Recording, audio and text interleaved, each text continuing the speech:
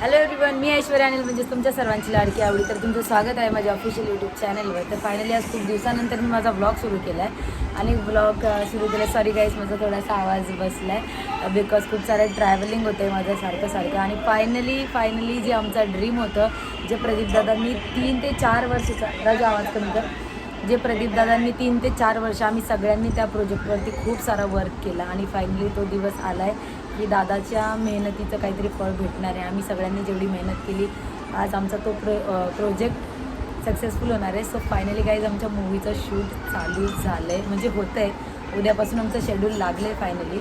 तर आम्ही खूप खुश आहोत सगळे. आणि सो थोड्याच दिवसांनी आम्ही ते नाव तुमच्यापर्यंत पोचवू, कारण आता तर मी सांगू शकत नाही. फक्त थोड्याच दिवसाची वाट बघा, लवकरच हा सिनेमा आमचा तुमच्यापर्यंत येईल. आणि मला असं वाटतं की हा सिनेमा खूप मस्त असा होईल की तुम्हाला आमच्याकडून खूप काही नवीन बघायला भेटेल आणि खूप इंटरेस्टिंग खूप काही असणार आहे आणि खूप समथिंग डिफरंट असा हा सिनेमा होणार आहे. आणि मी खूप एक्सायटेड आहे की हा माझा पण फर्स्ट सिनेमा आहे मोठा, जो म्हणजे मी वेब सिरीज केलेत, वेब मूवीज केलेत आणि डान्समध्ये तर तुम्हाला माहिती मी ॲक्च्युली डान्सरच आहे. तर ह्या सगळ्या गोष्टी तर आहेच, कॉम्पिटिशन्स आणि रिॲलिटी एक्सेट्रा. बट मूवी हा माझा फर्स्ट असेल आणि मी खूपच एक्सायटेड आहे आणि आमची ऑल टीम खूप एक्सायटेड आहे. सो फायनली आता आम्ही निघालो आहे शूटसाठी. तर आता आम्ही ट्रॅव्हल करणार आहे खूप मस्त आणि खूप सारं एन्जॉय करणार आहे. तर मी ब्लॉग लवकरच अपलोड करेल. त्याच्यानंतर शक्यता सांगता येत नाही की माझ्या चॅनलवर लवकर काही अपलोड होईल का, बिकॉज 15 ते 20 दिवसाचं आमचं शेड्यूल आहे. तर लेट्स सी. आता आम्ही निघतो आहे, पॅकिंग केली आहे, कॉस्ट्युम्स वगैरे सगळं काही रेडी झालेलं आहे आणि आता फायनली आमची बस आलेली आहे आणि आम्ही निघतो आहे. सो भेटूयात प्रवासात आमच्यासोबत, असंच राहतो मी. थँक्यू.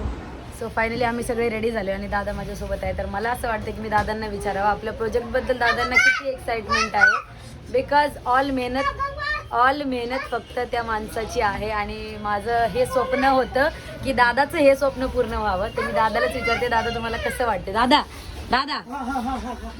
थोडी गडबड आहे. बोला की काय आपल्या प्रोजेक्टबद्दल काय वाटतं? सगळं कळलं.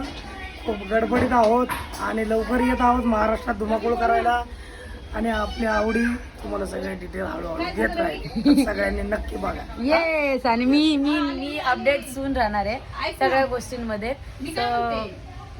मी अपडेट देत राहील माझ्या ब्लॉग्समधून आणि खूप जास्त एक्सायटेड आहोत सगळे. मंगेश दादा इकडे, तुला काय वाटतंय?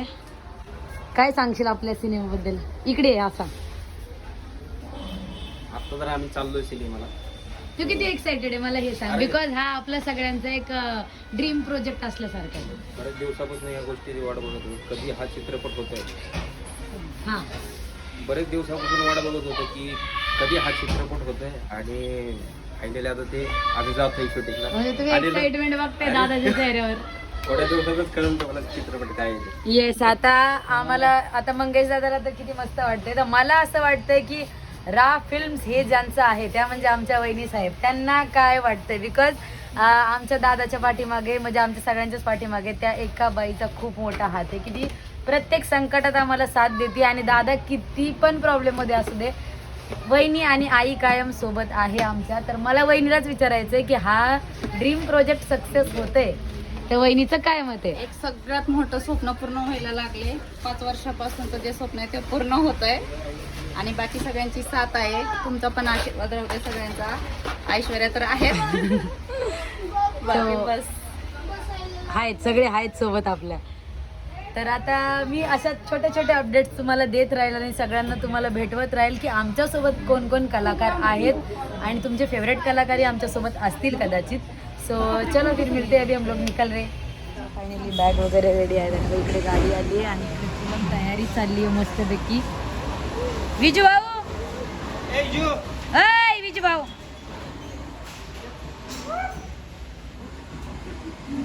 काय कोणचं इल्लेवर घे? नारळ फोडणार. शुभ मुहूर्त का? शुभ मुहूर्त. निघणार होतं 3 वाजता. निघणार होतं 3 वाजता. वाजलेत किती? 7 वाजायला लागले. 7 वाजून गेले आणि सगळे दात पडक्यांचे देवडक्या. आणि कुठे गेले? पाणीच नव्हतं. नारळ फुटला पण नारळात पाणीच नव्हतं. दादांकडे असेल. जय शंकर.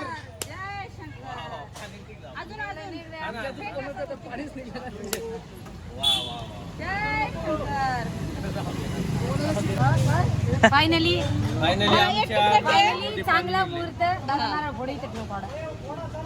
फोडला. सो फायनली सुरुवात झाली आहे आणि आता आम्ही निघालोय. 3 वाजता निघालेलो, आता 7 वाजले. Sorry for late. आता ह्याच्यामुळेच लेट झाले. काय सांगते लाडीगुडी तोंड बारीक करून. चला बहिणी, आता बसूयात गाडीत.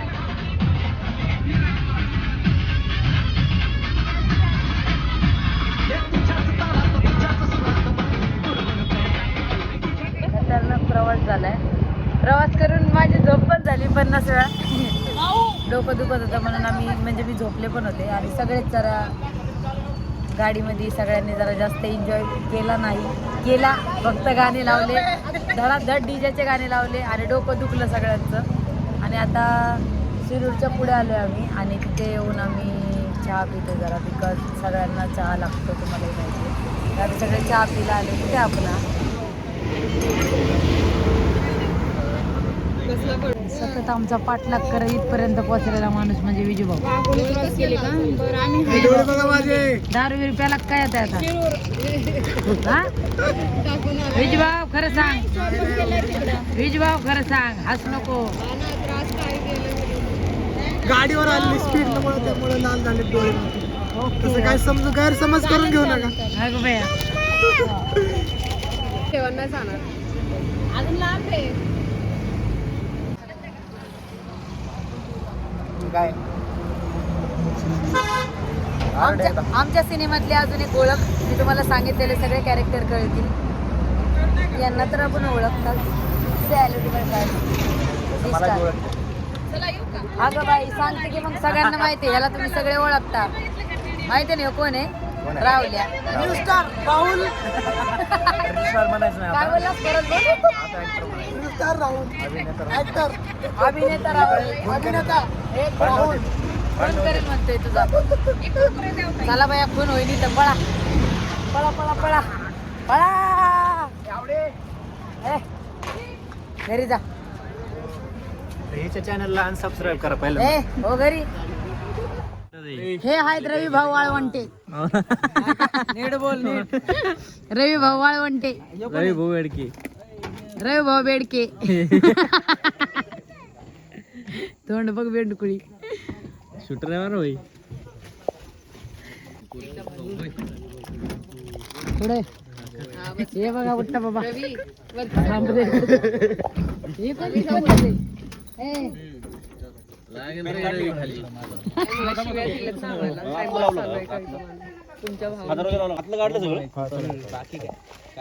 सुजित भाऊ तू काय म्हणला?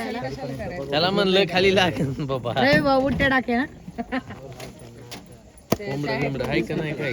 अरे तेच एक कोंबडे. माझ्या घरी आला असं ए, बोकड सुजित खाऊ दादा. वाटलं असतं की. तेच एक कोंबडे. हेचे कोंबडे हो तेवढं आहे. आणि तू चर नको बाय खा एकटाच. राबून भुका लागल्या. फायनली लोकेशनवर पोहोचलोय आम्ही आणि आमचं कॉस्ट्युम काढले सगळे. आता जातोय आम्ही इकडे आमच्या घरात आणि आता आम्ही जेवायला जाणार आहोत. जेवण केलं की मग येऊ थोड्या वेळाने परत.